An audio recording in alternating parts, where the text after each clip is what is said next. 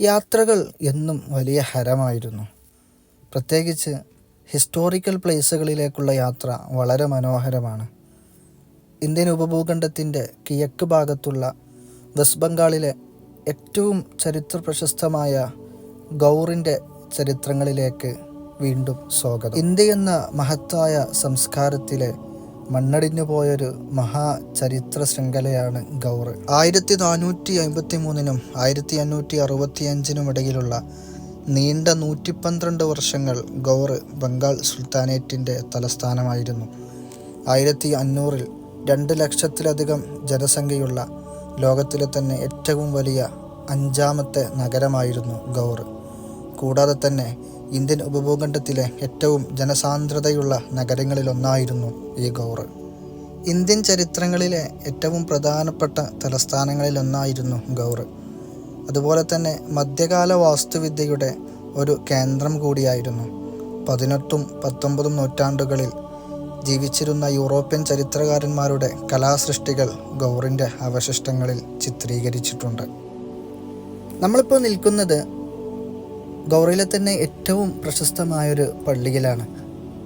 ഭരദ്വാരി മസ്ജിദ്, അതല്ലെങ്കിൽ ബാരാസോന മസ്ജിദ് എന്നറിയപ്പെടുന്ന മസ്ജിദ്. ബാരാസോന മസ്ജിദ് എന്നറിയപ്പെടാൻ കാരണം ഈ പള്ളിയുടെ മുകളിൽ നിങ്ങൾ ഈ കാണുന്ന 12 കുബ്ബകൾ, ആ 12 കുബ്ബകളിലും സ്വർണം പൂശിയിരുന്നു.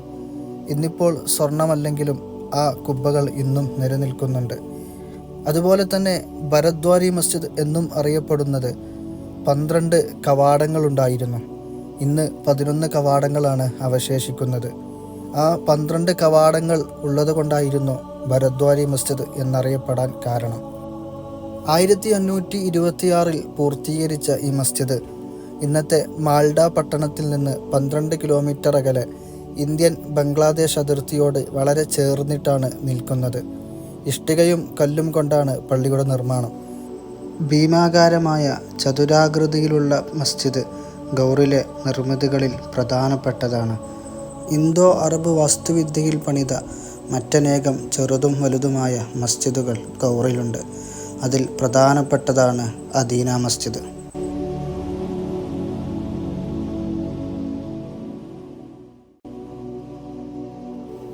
പള്ളിയുടെ ചുറ്റുവട്ടത്തും ഒരുപാട് ഗ്രാമങ്ങളുണ്ട്. ഒരു സുവർണ കാലഘട്ടത്തിൻ്റെ ചരിത്രം പേറുന്ന മണ്ണിൽ ജീവിതത്തിൽ നിറം മങ്ങിയ ഒട്ടനേകം മനുഷ്യർ. നൂറ്റാണ്ടുകൾ പിന്നിട്ടിട്ടും ഈ ചരിത്ര നിർമ്മിതികളൊക്കെ ഇന്നും ഇതുപോലെ നിലനിൽക്കുന്നു എന്നുള്ളത് അന്നത്തെ നിർമ്മാണ വൈദഗ്ധ്യം തന്നെ. ഇന്നത്തെ കാലഘട്ടത്തിലാണെങ്കിൽ പുതിയ നിർമ്മിതികളൊക്കെ എത്ര കാലം ബാക്കി നിൽക്കുമെന്നുള്ളത് കണ്ടറിയാം. പക്ഷേ ഒരുപാട് പഴക്കം ചെന്ന ഈ നിർമ്മിതി ഇന്നും മനോഹരമായിട്ട് കേടുപാടുകളൊന്നുമില്ലാതെ നിലനിൽക്കുന്നു. അതിൻ്റെ നല്ലൊരു ശതമാനവും ഇപ്പോഴും ഈ ഗൗറിൻ്റെ പരിസരങ്ങളിൽ വന്നാൽ നമുക്ക് കാണാൻ സാധിക്കും. സഞ്ചാരികളൊക്കെ വളരെ വിരളമാണ്. വിരലിലെണ്ണാവുന്ന കുറച്ച് കപ്പിൾസുകൾ മാത്രം കാഴ്ചക്കാരായിട്ടുണ്ട്. പിന്നെ ഞങ്ങളും. ചുടുകട്ടയിലാണ് അഥവാ ഇഷ്ടികയിലാണ് ഇതിൻ്റെ നിർമ്മാണം. താഴ്ഭാഗത്ത് കല്ലുകളും.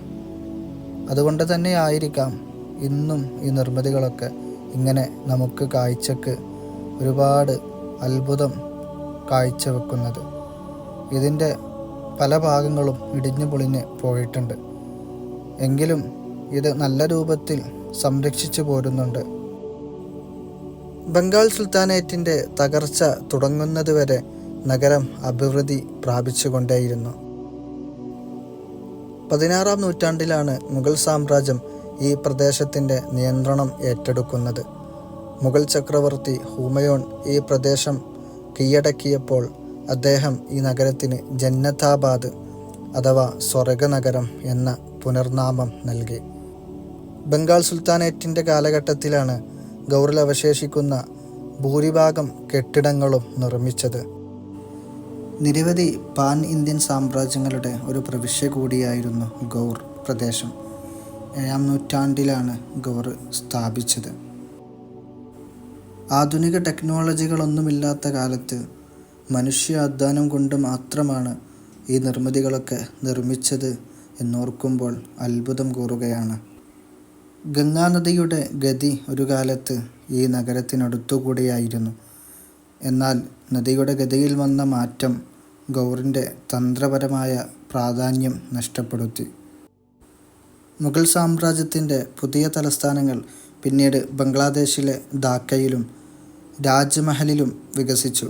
രാജ്മഹൽ ഇന്നത്തെ ജാർഖണ്ഡ് സംസ്ഥാനത്തിലാണ് സ്ഥിതി ചെയ്യുന്നത്. രാജ്മഹലിൻ്റെ ചരിത്രങ്ങൾ ഇതിനു മുന്നേ നമ്മൾ ചെയ്തതാണ്. ഗൗർ നഗരത്തിൻ്റെ ഭൂരിഭാഗം പ്രദേശങ്ങളും സ്ഥിതി ചെയ്യുന്നത് ഇന്ത്യയിലാണ്. ബംഗ്ലാദേശിൽ ചെറിയൊരു ശതമാനവും നിലനിൽക്കുന്നു. ബാരാസ്വാന മസ്ജിദിൻ്റെ അഥവാ ഭരദ്വാരി മസ്ജിദിൻ്റെ കവാടങ്ങളിലൊന്നാണ് ഈ കാണുന്നത്. ഇതിൻ്റെ പകുതിയിലധികവും അടർന്നു പോയിട്ടുണ്ട്. മസ്ജിദിൻ്റെ ഭിത്തികളൊക്കെ ഇന്നും ദൃഢതയോടെ നിലനിൽക്കുന്നു. 12 കവാടങ്ങളുണ്ടായിരുന്ന പള്ളിയിലെ 11 കവാടങ്ങളും ഇന്നും നിലനിൽക്കുന്നുണ്ട്. 1 മാത്രമാണ് നശിച്ചു പോയിട്ടുള്ളത്.